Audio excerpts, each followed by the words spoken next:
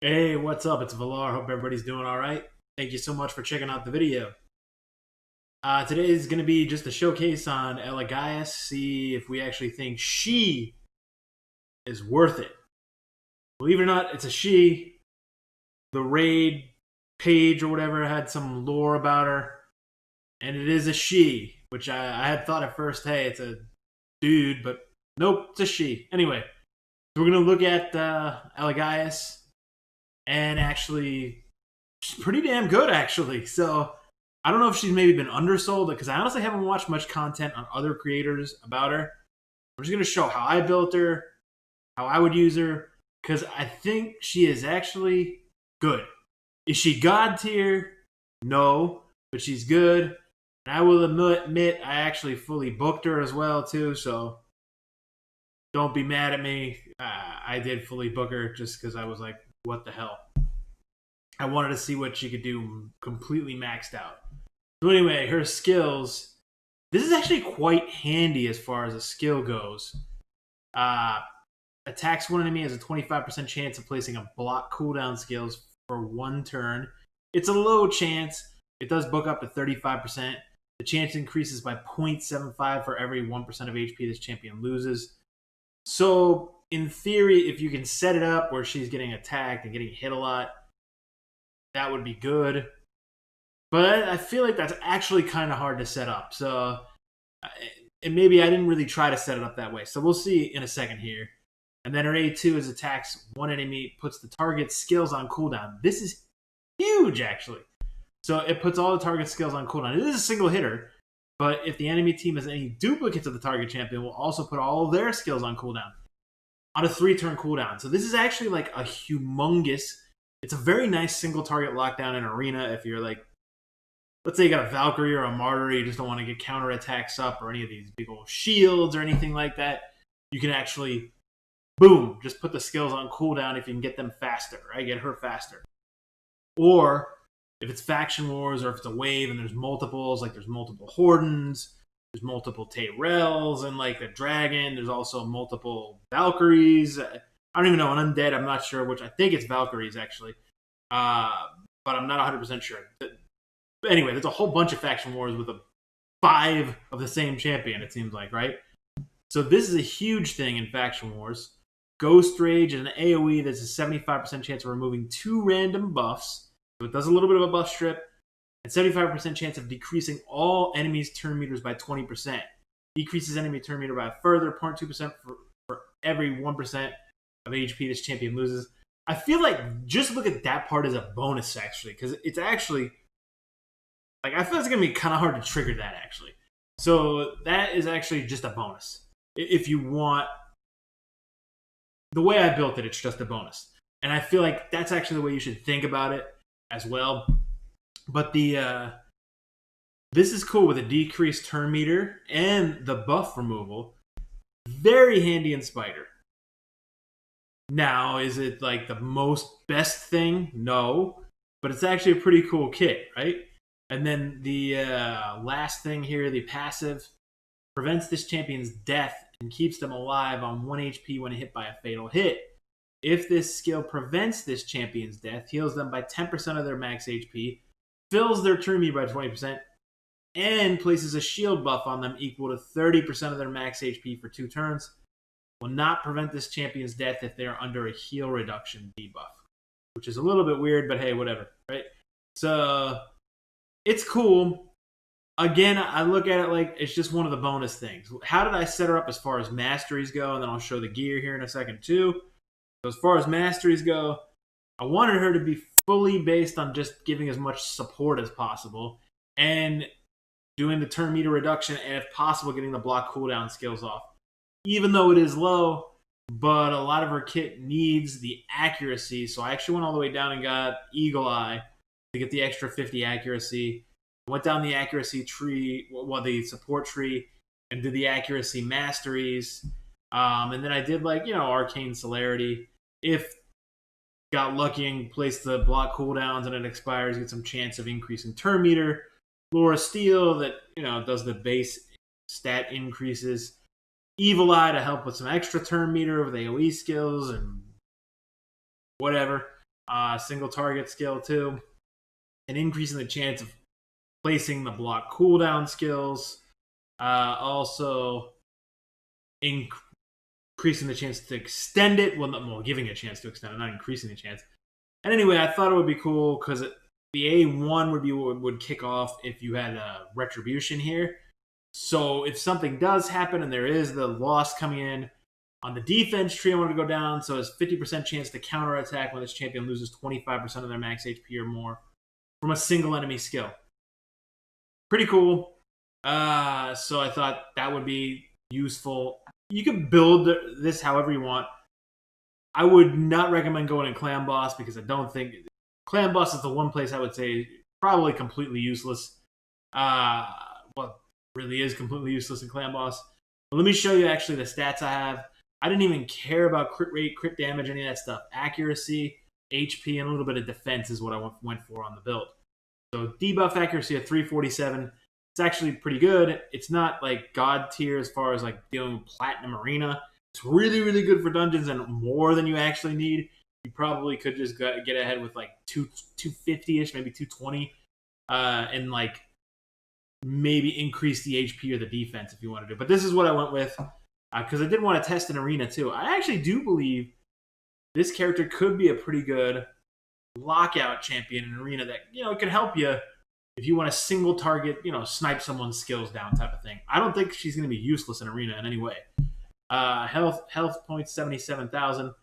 Attack doesn't matter. 3,000 defense. 208 speed. So not god tier speed, but decent speed. Again, crit rate, crit damage doesn't matter. Resistance of a little bit, and 347 accuracy. So how did I do all that? Got an accuracy banner on her, speed, defense, defense banner. Defense amulet. A little bit of HP, a little bit of accuracy. A HP ring, a little bit of defense, a little bit of HP. And then I put a defense set and 2 immortal sets. I was going to try to get 6 pieces of immortal just to pump the HP up because her damage is based off HP, but I didn't do that because it didn't matter that much. And then the other stuff I had better stats on, so I went with this. This is just some okay boots. Kind of an okay chest, but a double accuracy roll. Speed, crit rate, resistance, HP, gloves, defense with a little bit of rolls there, crit rate, speed, defense. HP, defense, speed, HP. Speed, HP, accuracy. I don't have any glyphs on anything, but that's the gear that I've got.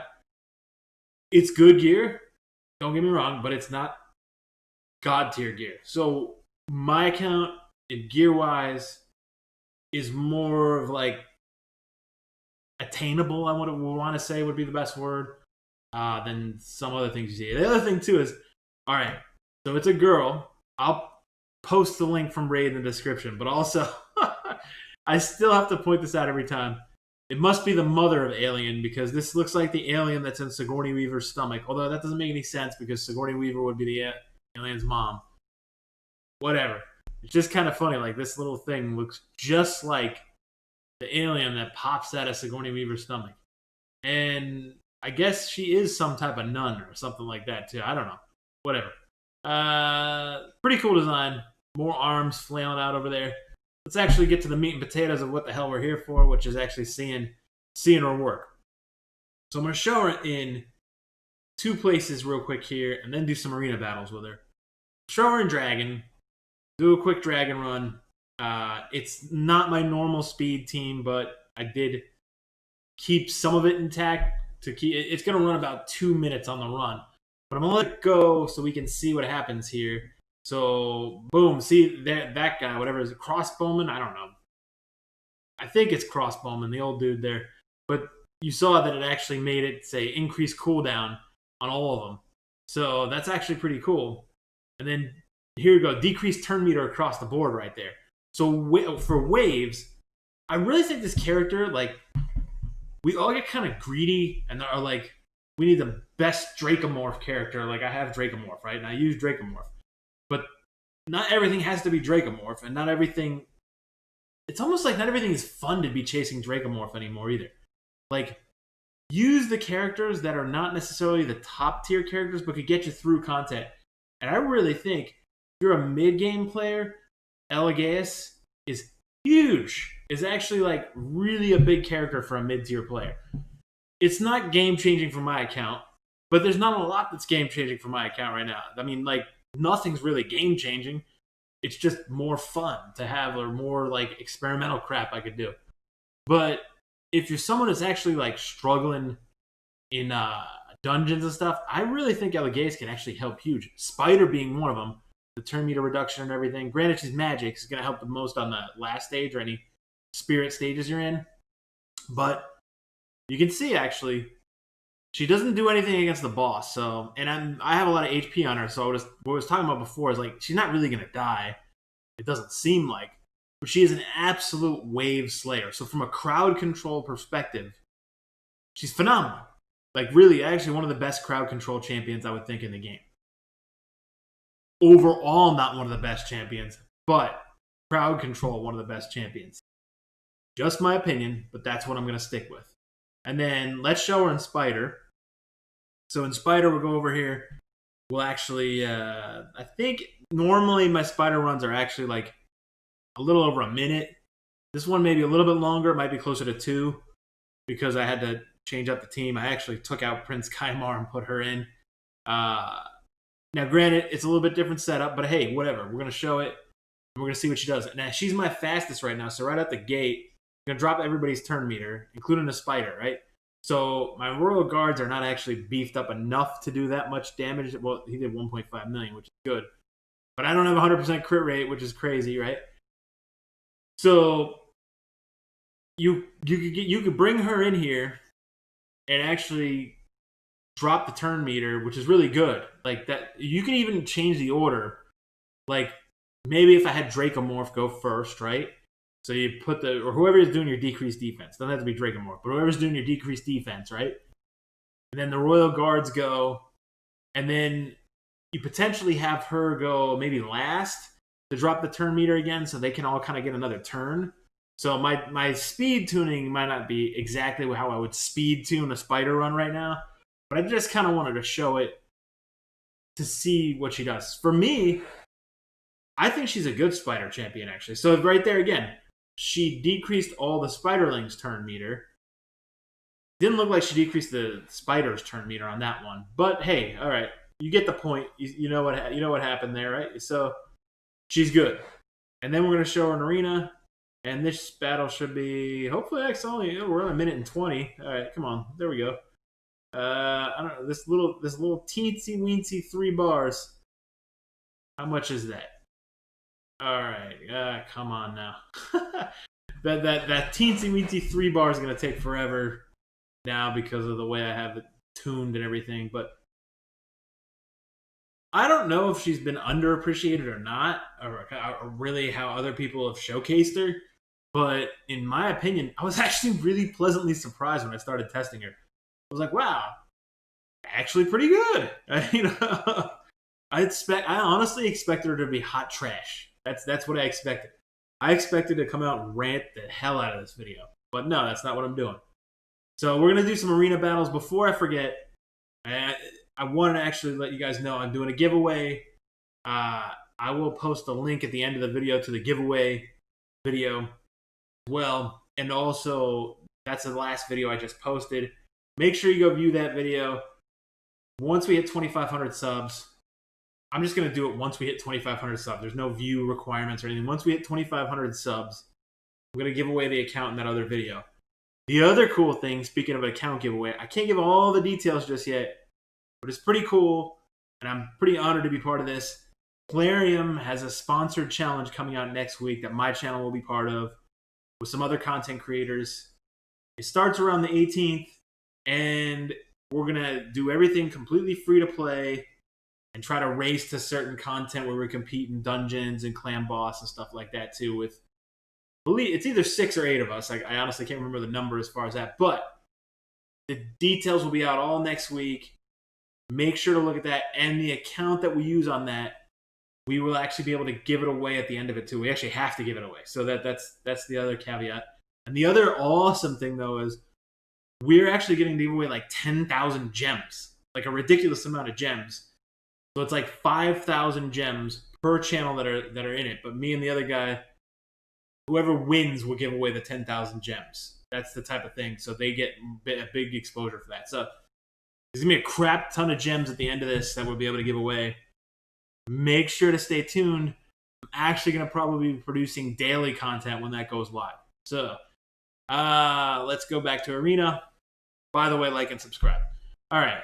And let's see what battle we can go with here. All right, let's maybe try this for fun. We could lose this. I mean, I don't know, right? But I'm going to try to actually block cooldown skill Rosh card, maybe? Or Silo the... Well, any of these three. I think it would be harder here because he's negative affinity, right? So, it's... But we'll see. We'll see what happens. All right. And granted, I know I have Madam and Trunda and all that crap too, but I'm just kind of showing what they can do. So, all right, let's see if she can block out Rosh card with this ability. Now, it might be beneficial to say, okay, let's drop everybody's turn meter so they don't get a chance to cut in. But I just want to do this first for fun. And then we'll change it up. If we okay, she blocked him. So now he can't place... It is only 35%, I think it is, with the books. But now he's not able to do his thing where he blocks damage or anything like that. So that's actually perfect for what I'm going to show because... I do think you could really, really make her work in Arena. Now, she might not be the only champion that does block cooldown. I know she's not the only champion that does block cooldown skills, actually. But block cooldown skills, I almost feel like it's sort of underrated, actually. It's a very, very big ability. If you can block someone out completely, why the hell wouldn't you want to do that? Let's try this team here, and maybe we can block out... If we're fast enough, we can block out Molly so she can't actually provoke us. If... it lands, right? So, and then we'll kind of call it a video after this. All right, so come on now. Let's do this thing. All right, let's see if we can get her block. Come on, block cooldown skills. Nope, didn't work that time, but it doesn't matter as far as like the setup I have goes. All right, we'll auto it. And that will be the end of the day for this one. And she would have decreased turn meter there anyway. So, Elegaius, if you pull her and you didn't get a chance to do the fragment fusion, you know what? It's actually a good pull. I wouldn't be that disappointed with it. Depending on what else you have, it's actually worth it. And if you did get the fragment fusion, I do think the fragment fusions, in my opinion, are better because you don't have to grind up potions and do all that crap. Just do all this extra grinding. It's all just events that you would do anyway. Like when they have, right now, they have a bunch of events going on. In my opinion, I like the fragment fusions better. Take it for what it is. It's just an opinion. So anyway, again, like and subscribe. Don't forget, check out the video with the giveaway on the Dolphin account I had. There's going to be giveaways galore coming up with this freaking gem giveaway because I plan on winning. Thank you so much for checking it out. And I will be back soon with some more Raid Shadow Legends videos.